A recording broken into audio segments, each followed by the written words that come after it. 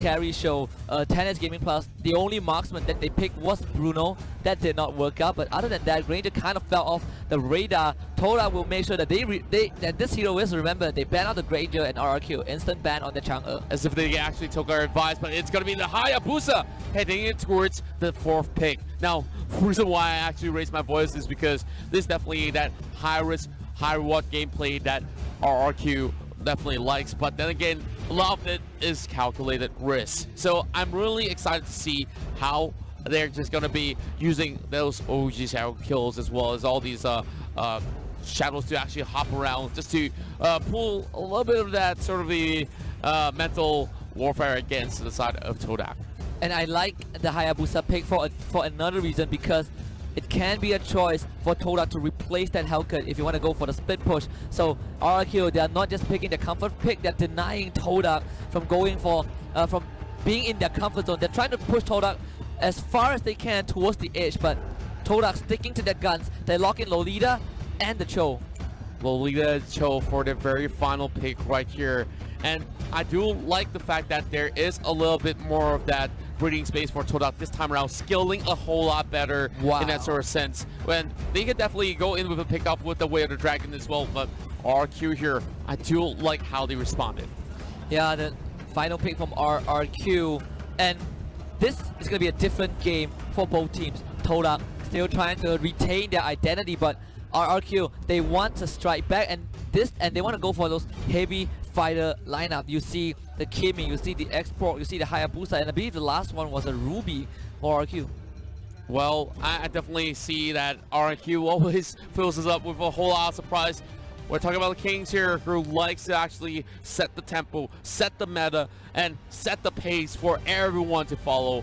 And now, of course, they are 1-0 up on this sort of the scenario. So they're pretty much sitting comfortably. But this is also that sort of sense that in the upper brackets, you can still try a couple of things and still have that safety net to fall back into. Oh, yeah. But maybe not for long. If they were complacent in any sort of point of the game, then they may be falling down to the lower brackets as well. Yeah, especially when the series progresses really quickly for Mobile Legends. In a blink of an eye, RRQ are already up 1-0 in this best of 3, and we are talking about the upper brackets. These teams fight teeth grinding just for this spot, just to be here, and one of these contenders will be knocked down to the lower bracket by the end of this best of 3. And if you are on the back foot, if you are TODAK right now, keeping the identity is one, but executing it will be the challenge. Definitely, execution will prove to be pretty tough. It's one of the best the world has to offer in that sort of sense. Both TODAK as well as RQ has gained a whole lot of all the support coming in, not only from Malaysia, but the rest of the world on how beautiful they actually execute all of their sort of the drafts, all the way down to the macro and micro play.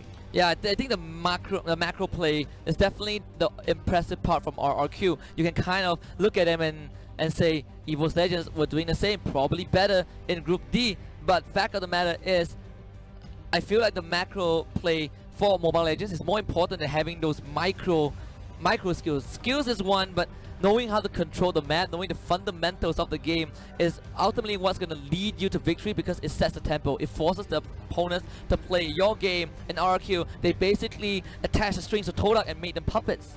That's true, and this is where it really separates pro players from a bunch of ranked solo queue players who are possibly chasing for those stars, where they really know what exactly to do to actually make all these sort of sets to actually bait people out and follow their sort of a way of play. And this is also that sort of fact where they really have to also find a couple of all those mistakes to actually punish, and RRQ are ruthless at that. The moment that you commit one flaw, they will find that hole and they will dig it deep and, of course, bury down their enemies in the ground.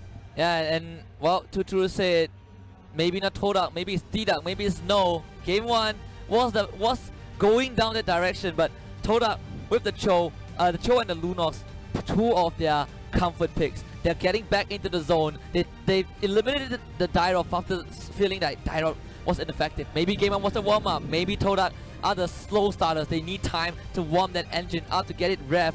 But RRQ, you look at the draft and you would think to yourself, the split push might not be the option to go for because of the presence of this Hayabusa. And now that we're having that Hayabusa coming in, it's going to be an effective split push for members of RRQ. Well, of course, I might say too soon, as TODAK could also try to punish him as well while he's laning and try to negate as much of that sort of a roaming coming from that Hayabusa. That's definitely going to be something that's really important to factor in, because if he gets that free roam, he can easily assassinate anyone over on the river. And now it's time for us to, of course, have a bird's eye view on Asiat Arena as well as the players who will be playing game number 2. The battle will continue at the Celestial Palace. TODAK against RRQ. Now RRQ, one game up, feeling really confident. You mentioned that they didn't seem to even break a sweat while taking that game 1 away from TODAK, but TODAK, they should definitely be sweating right now. And if anything, taking that 5 to 10 minutes to recompose and reevaluate what they should do in game 2 is of utmost importance, and you cannot succumb to this pressure. Yesterday, the interview with Onyx did show that, but we'll keep that for now because game 2 between TODAK and RRQ is underway. Starting things off, we're already seeing a lot of all these movements coming from both sides. The Nuts will be a little bit of that game changer heading in towards those 5v5 team fights. Chicken being spot out by Liam as well. Great split screen coming in from the production team, so hats off to you guys. Right at the back. Well, then as well as Amjago managed to go in for the very first clear over on mid side. Immediately hops in towards their territory to get a little bit more extra goal. Yeah, it's impossible to match the push of Xbox plus Kimi. Flamethrower plus Gatling Gun, way too fast to deal with. But again, Hayabusa, you have the Archive sticking with him, so Sin is gonna have a pretty decent lane compared to this Lolita Cho. X-Ray tries to go for the counter jungle, but Lemon is there, and that is the problem right now. TODAK, they can't stick to the same exact playstyle because RRQ, they are pressuring this solo lanes. They're not even caring about the middle lane. Middle lane was left wide alone because they want to make sure TODAK cannot split push. Yeah, for the side of TODAK here, they're also trying to actually go in for a couple of those steals, but to no avail for TODAK. They're slowly just roaming around like headless chickens. They're not really securing all too much, while we're looking at a little bit of that goal, of course, laying towards RRQ, but it's too small to even call it elite for the time being. While Liam being a really good scout here across that river, just slowly moving in and out. Same goes to Nanas as well. Well, Chiku slowly getting that boots here for a little bit of that roaming potential, as we see Finn already on the move as well. And I like what RRQ is doing. They're playing this 1-2-2. They make sure that their solo laner can deal with Summers, while the other two duos walk around, create havoc across the map. But X-Ray, he's the first to hit level 4. Lemon getting jumped on, trying to get away, does get the stun out, and he dashes to safety. X-Ray not able to convert that into a kill. Well, X-Ray still a little bit far from that sort of scenario to actually secure themselves that first blood. But Finn here might just be taken down in a 1 versus 3 skirmish. Now Firaga armor has just been popped, so Finn's got to be a little bit more careful than he was before. That's going to be the turtle coming up online, and now Lemon looking for that engage. Flicker coming out from the nuts, and that, well, of course, going to correct myself. Flicker coming from the side of RQ side, and they are now in pole position to actually secure this turtle. Lemon got away, but the Divine Judgment will find Liam. Hurricane Dash will keep him alive for a bit longer, but his first blood for TODAK. And now Vin comes in with the last stand. He has to immediately retreat. The Numinum Blast actually got cancelled. Nanas, he messed that up, but it's fine because he just has to re-engage. Vin trying to get away with the Flamethrower to keep himself alive, and TODAK, they will now secure turtle. I just love how they are playing this one with a solid way of just hitting it in towards that jungle to invade. E1 now, of course, taking a little bit too much of that overstep, and they will have to fall back. Let's have a look into the replay, brought to you by U-Mobile. And Liam was definitely caught off guard with that perfect Divine Judgment, pulling him all the way back into his team. Yeah, props to E1. He was 0.5 seconds faster on the trigger finger. He caught Liam mid through that 1,000-pounder, and he just dragged him back to the rest of TODAK. So TODAK getting the first blood and the turtle. Great start for them. They're still able to apply pressure to the side lanes, sticking to their identity. This is what I like about TODAK. They're not going to change anything just because it failed, because Moon will get that second kill. Well, for the Ruby, it hasn't really come up online all too well, but Sin's not going to be making it move any further. Wow, what a beautiful hurricane dance that was, and that kill will be channeled in towards the side of the Hayabusa. Immediately TODAK, whatever time they can find, they sacrifice a body for a turret. Perfect, the flicker right in. Chiku found the way of the dragon. Liam goes down, one killing spree, and he will find another one. Double kill for this Lunox. TODAK, they lead by 4. As they go on the killing spree, we can hear the crowd go frenzy, and now OG channel kill. We play for 1. Let's get back into the game. We're seeing a little bit of fighting, but of course, there was a great kill heading in towards the mid as we hear an unstoppable force coming in for RRQ. Who needs the replay when the live action is just absolutely bonkers? Lunox, less than 5 minutes in, 6-0-0.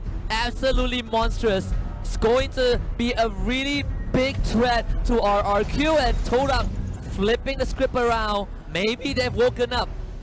I've talked about that Wonder Kid food, Turtle and now soon. he is coming up online and showing what he's made up here. He's going for a chase as well. Divine Ewan trying to Judgment? land that Divine Judgment a little bit way too far, my friend, as we'll be taken back for a little bit for now. Now, of course, so safe for us to actually have a look into what's going on there as Liam gets pulled back. Oh, Nanas is on the other corner as well, but Liam has already flickered away, and Vin will not commit, as we'll see one more kill in the hands of TODAK. TODAK absolutely massacring RRQ in game 2. The Kaja priority, perfect. All they needed was the Divine Judgment. RRQ, they are eyeing on this second turtle. Sin waiting in the wings. Vin being distraction, but Ivan goes for scouting duty. Sin? Goes in. He kills the turtle, and he gets out. REQ REGUM QEON sneaking this one in. And wow, we talk about ninjas. And this one literally did his duty. That came in like a shadow, and he just disappeared. RRQ with that turtle will be able to stall the lead from TODAK. We talk about TODAK, 7 kills to 2. You can look at the goal graph though. RRQ, they're pushing back, they're retaliating. Lumina Blast is out, but immediately flicker from Lemon to get out. Well, Lumina Blast was well timed, but that's going to force a lot of all the spells going on their cooldown. But what we have for the Bottom's Light will be Liam trying to actually pin them on the wall, but X-Ray should be well enough healthy to actually take the lights of Lemon. But here comes the rest of TODAK as well, crashing over the side of Vin as they try to commit to this fight. A little bit of overstep here, and X-Ray, the first one to be taken off. Ordo Perez may pop as well, and then us caught in between, forced to flicker away, and here comes Sin as well from the back. They're all in the disarray as they have oh, flicker away of the dragon, and he enters this battle here as they will flicker away. But here comes Sin, and the shadow kill as well. RRQ takes them off. Sin! The team wipe for RRQ. Chiku sneaked that with the dragon, but you cannot take your eyes off this ninja. He came in fast and furious, took the immediate triple kill. Just look at this replay by U-Mobile. Sin, he was brought down low, but TODAK was in no position to fight RRQ. They pushed through, and the tanks were not able to protect against Sin. He came in, immediately wiped 3 off the map. He actually came back to try to turn things one around, but Sin, he was in prime position. He held back for a little bit longer. He might have only 30% of health left, but that was well enough for them to actually get in. Now we hear a little bit of warfare coming from the fans as well. Shouts of TODAK as well as RRQ as we see the Ruby falter. TODAK definitely needed that war cry. They needed that kill onto Lemon, but Sin will be the moon of RRQ. Lunox 9-1-1, but this Hayabusa is coming online. He can deal with this Lunox single-handedly. RRQ getting their second turtle, which is the third of this particular game. And you look at the goal grab right just now, because of one fight, it completely dove back down to RRQ's favor. And that definitely skyrocketed in their hands. Well, We're also seeing that sort of split push coming in from the top side as well. And of course, X-Ray doing X-Ray things here, just trying to actually secure this buff. Liam as well. Oh no. Vin. Oh no. They drag Vin back. Piraga arm against Papa Liam to split the battle line with the Hurricane Dance. The Fire Stick is dead, but X-Ray just keeping on tap with this Vin. They actually stop him. Vin, he gets out. Chiku now wants to get in. X-Ray will survive. Clean disengage from both teams. Endless battle being bought there by Sin. And yep, I just gotta say, every one of all these members from TODAK as well as REQ, they know what risks to take, and that's definitely not one that they should commit into. But speaking of that, Nuna's here being caught out for another time. They pull the Lolita back, and Sin immediately goes right in with the shadow kill. He bounces to the minion waves. So TODAK dodging that death blow right there from his Hayabusa. But you can see the arrival. They're gonna box X-Ray in, and X-Ray has nowhere to go. Mega kill for the Hayabusa.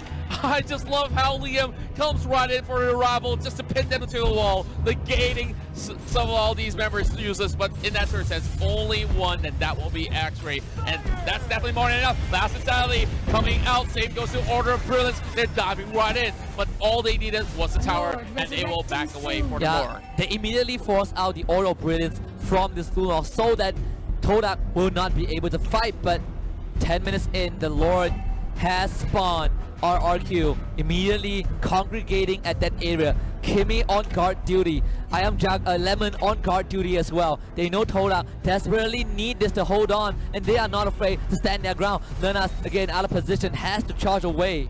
We're already looking at REQ setting up shop as well, as we see Sin, of course, doing a little of those dicey moves. Liam, once again, pans people off with the Hurricane Dash. Kaya tries to pull him away, and now one more brutality coming into this battle here. It's going to be Vin fronting the fight, but that's all that they needed. Just pickoffs, and without that Cho, they might just have less chances to secure that Lord. Yeah, and actually trying to find a way in, not able to get that. Divine Judgment was used on Liam, but they were not able to convert that into a kill. So REQ have full control of the entire map. They can do whatever they want at this stage. TODAK again losing Chiku 0-3. This Cho has not shown the effectiveness that we need. He got a great kick in that previous fight, but because Sin came in and wiped the entire TODAK, it didn't really matter. The goal graph now is painted all red. It coalesces with REQ's national flag. The Lord will be started down to 30%. TODAK, they need something to happen. REQ, they're gonna take it slow. Who the Lord for now? Make sure that TODAK goes zone out. Chiku, too late to the party. Lemon now. Looking for the engage. Chiku managed to dash away, but the flip they caught Chiku, and Chiku will be made into a meal. He does get out though. Then last Insanity, he's gonna fry Chiku with that flamethrower. Meanwhile, Sin going crazy. Unstoppable goes in with the shadow. Nuna's a bit started up trying to get away, but Liam pushes him back, and the rest of TODAK into the wall. E1 managing to get out with a still bell, but X-Ray keeping the team alive. Two down. They need two more. They need to do as much as they can. X-Ray will be taken down. Maniac for REQ, and it's up to Chiku to keep TODAK in the upper bracket. And they're not going to give away a salvage so early into the very first series of the game, but they're crashing in towards the bottom side. This just might be the fate being sealed, and now Kings of Kings, REQ, REQ REGUM QEON will take game 2, and they will be well on their way and towards the upper bracket semifinals. TODAK came in on a riptide. REQ was a tsunami in the first best of 3. Absolute destruction. They gave TODAK no room to breathe, no space to move, and they strangulated our Malaysian representatives. REQ REGUM QEON has held the Trident, and they controlled the ocean, forced